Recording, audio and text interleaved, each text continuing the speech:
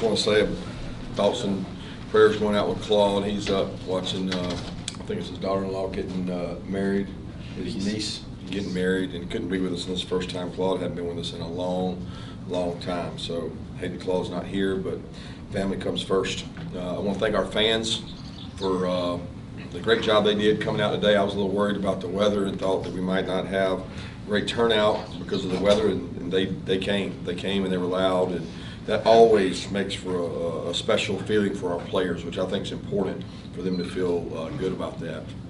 A lot of respect for Hatch and the job he's done in terms of coaching at Sanford. And their kids played really hard. A lot of respect for those guys. They were outmanned and outmatched, and they played really hard and physical today and did a good job of doing the best job they could. So we got to play better. We didn't play our best game, and we know that, and our kids acknowledge that. And we start the SEC gauntlet next week. So that'll open it up. Okay, we have any questions?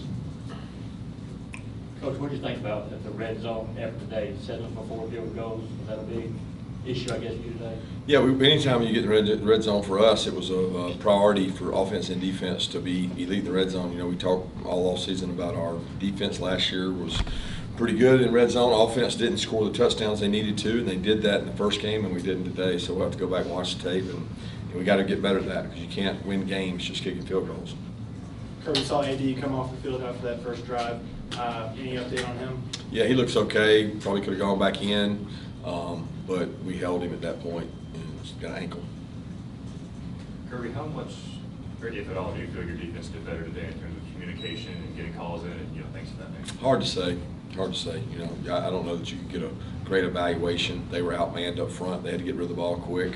They don't have the dynamic guys we play against on the perimeter. They were going to get the ball out quick, so it's hard to evaluate. They tried to slow the game down once we got ahead, and if you saw, they just ran the clock a long time. It shifted, so it wasn't a great evaluation for us in terms of taxing us. And we had a lot of 3 and outs. So when you get 3 and outs, it's hard to sustain drives. Kirby, you guys were able to have something of a 2-minute drill right before halftime. Just how valuable is that, especially early in the year, to kind of get a test like that, trying to score with not a lot of time? Well, it's great, especially if you capitalize on it, you know, and we're able to get the ball back and able to get a shot at the end zone. Would like to have gotten, you know, if we execute one play better, we may have a shot at the field goal. And I think we bobbled the snap. I couldn't tell what happened, and it kind of wasted a play for us, and we lost a lot of time on that play. Kirby, what was your impressions of Dylan Bell and Jackson Meeks? They got in pretty early and played a lot. Both those guys have done a good job at practice. They continue to improve. We continue to grow that room and get some depth and some guys that can go play for us. It seemed like, Coach, you had a lot more power run today. I don't know if that's true or not, but was it, and how did you feel about just the power run game in general? I don't know what you mean by power run game. Just between the tackles, straight up runs. You know, Kendall Milton seemed to carry the ball a lot between the tackles. I think that's fairly verifiable. Yeah, we ran the ball a few more times today than we did in the past, but a power to me is when a guy pulls, and we had some pull plays, we had some zone plays, we had the inside, outside zone, we ran a couple gap scheme plays, had some good successful runs in there, and then had some that we didn't. You know, we didn't hit any real explosive runs, so I think you can't expect every run to be just a home run. And when you're hitting for 4, 5, 6, 10, 6, 7, those can be good, but you can't shoot yourself in the foot. What do you think of Michael Williams' first sack for you guys this season? I was pumped for Mike. He does a good job. Michael works really hard. He's a kid that just works. And when you look out there on Sunday and he's out there hitting a sled, running and doing extra, you know, it pays off on a play like that. So it was good to get up and get back there and affect the quarterback. They weren't going to let us rush the quarterback. They're trying to keep their quarterback healthy for the rest of the season. So the ball's coming out really quick, and that can be frustrating for the defense. But when you get 3 and outs and you tackle people in space, that certainly helps get off the field. Kirby, you mentioned the 3 and outs. How much of an emphasis was that for y'all coming out of the Oregon game? How much better do you think the execution was in that area? It's an emphasis every game. Like, it's not like, you know, I mean, we weren't playing Oregon today. We were playing Sanford. So, I mean, the emphasis is get off the field as fast as possible, get the offense, the ball back. We executed well, but we were, you know, they were outmanned. Can you explain what went into the conversation or the thought process of having 12 minutes in the fourth quarter between the both coaches? When did you guys have that conversation about kind of shortening it? Didn't really talk about it. He reached out to one of our staff members, and our staff member reached out to him. So it was something he asked about, and I got respect and want to be fair to his players. So that conversation really stays between me and Hatch. Kirby, this being your first home game since winning the championship, there's very little made of it, you know, pre-game or on the video screen or anything about the defending national champions playing their first game at home. Is that all by design? I don't know. Chip asked that. I have not had one conversation with anybody about. I don't know what the expectation should be. I mean, I'm so thrilled about last year, but I'm so into this year that I don't. Nobody said, "Oh, Coach Martin, do you not want anything?" It's not my decision to say we don't want anything. I haven't even thought about it. Like we're worried about South Carolina now, but today we're worried about Samford, and it's not really fair for this team to celebrate that because this team didn't do that. You know, last year's team did that. Did you go in with thinking in your mind that you wanted only to see half from the starters versus getting the second and third string, or was it based on performance that you saw the starters in the third string in that third quarter? Did I go into the game wanting to only play the starters at half? Yeah. No, absolutely not. I mean, we need conditioning. The number one thing we need is to play. I mean, I'd love to play 15 minutes. I'm respecting my opponent and his wishes also, but we need to play football. Now, granted, you know, we got some guys that have played a lot of football, and I didn't go into the game thinking they'd play a half. I mean, I didn't know how long they'd have to play. They're going to play until we were comfortable enough lead to put the other guys in. You know, we have a set of players that play regardless of the score, and then we talk about on the headphones who plays as we score or as we get a lead. I just was disappointed altogether with, you know, execution, probably the right word on offense. You know, it just wasn't crisp as it should have been. Kirby, did you feel that way mostly because of the second half, or did you feel better? Oh, both. I mean, the red zone stops. You know, I think if we cash in 2 red zones, we're probably sitting here feeling pretty good about our one offense, right? Because we scored, you know, maybe 1 field goal, and now we're 7 plus 5. I don't know how many drives we had, 6. Maybe we're 12 out of 13 touchdowns, and we've had 1 field goal. That doesn't bother you. But when you don't get it multiple times in the first half, and then the second half you come out and you don't get it, and then you put Carson in, and we didn't cash in on a chance in the red area. It's something you got to really work on, and I guarantee it's easily fixable, but a lot of it comes down to execution.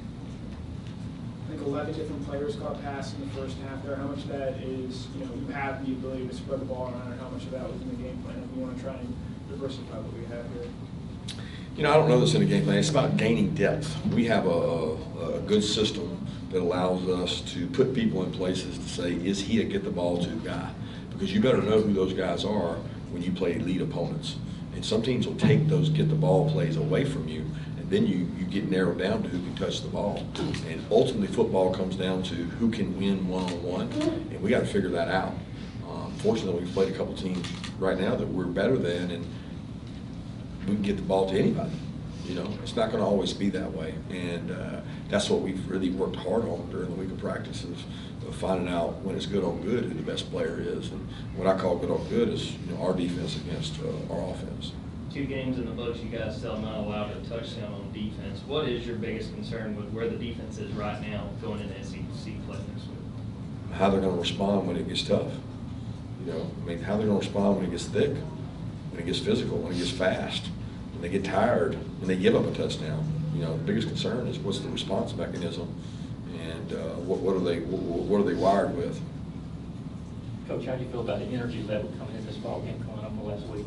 Great, really good energy, was fired up. I don't think it was real good coming out of halftime, but I thought playing at home helped with that. I thought they almost got a little kick of energy and juice that it wasn't raining, that it was like, oh, I expected it to be one way and it wasn't, and then I thought we had really good energy and warm-ups, really good atmosphere in the stands, and came out, you know, we started fast, we just didn't score touchdowns. How important do you think it was for Dylan Bell to get that first touchdown and sort of, you know, establish himself? I don't think it's about a touchdown. I think he's got to go out there and play. You know, I mean, AD being out allowed him to play a little more, Jackson to play a little more. He's got to get some more confidence. He's Van Allen is a guy that he's had a really good week of practice, But he didn't get all that stuff in camp that Dylan got. So we need those two guys, CJ to grow up. We need to get Arian back. I mean, there's guys there that we've got to get to be able to stretch the field vertically and be a complete offense. When do you think Arian might be able to come back? Don't know. Don't know.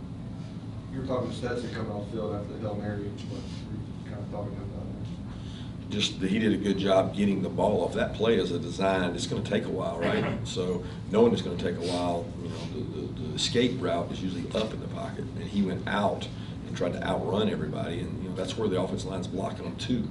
So you know we don't get to work that play live a lot. So just trying to give him some pointers. He did what he had to do. He got the ball to the spot, and you know you got to try to take a chance and make a play. But he did it the hard way. I guess he's got a pretty good arm throwing it 48 yards on the run.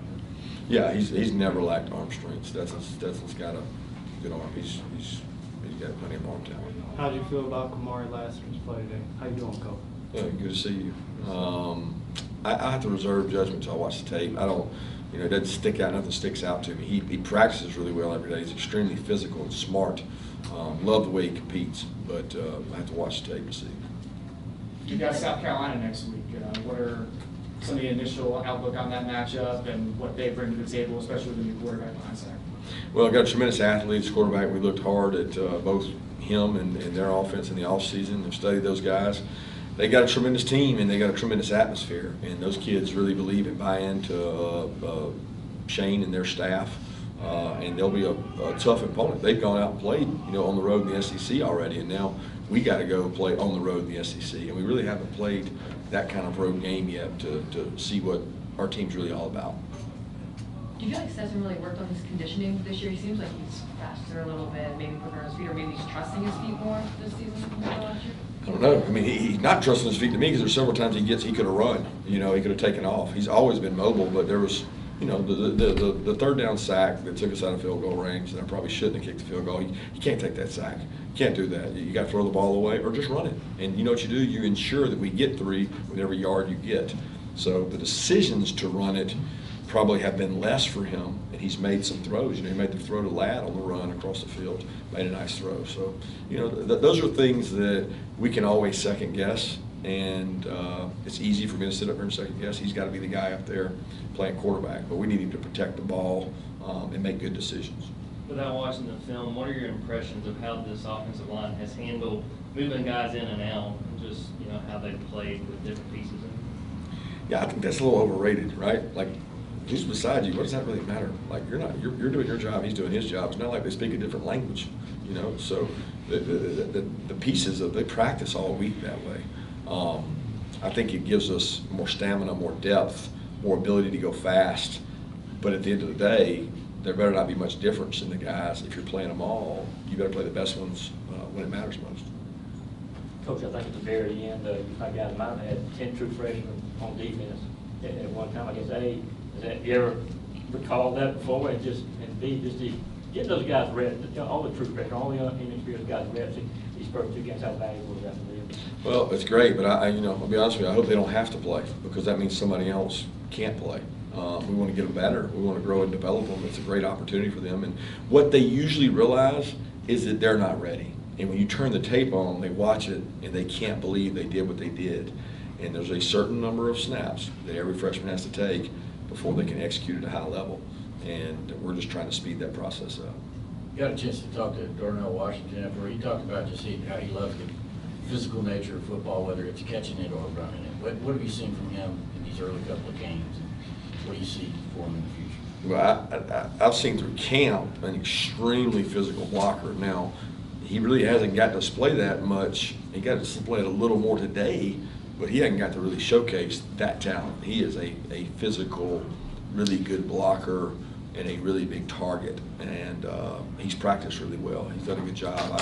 I continue to say offensively we got to be in great shape. We got to be in great conditioning shape because we got to be able to play with tempo and do things. But Darnell has done everything we've asked him to do. He's practiced really hard. He's played really hard. He's maintained his weight at the right level. And he's getting rewarded for it by getting some catches and some touches and also being physical. New Nyland Green today, how close was he to being able to play, and Tyke Smith being able to get back from his injury? What have you seen from him in the first 2 games? He's gaining more confidence. He hit some higher speeds this week, and we played him more. He got an opportunity to play a little more, and he's growing, getting better. He's got to get confidence too. His confidence in his knee, his confidence in our system. And then Nyland, I don't know how far away he is. He didn't dress. He wasn't able to go or work out. Any more questions for Coach? Thanks, guys. All right, Coach, thank you.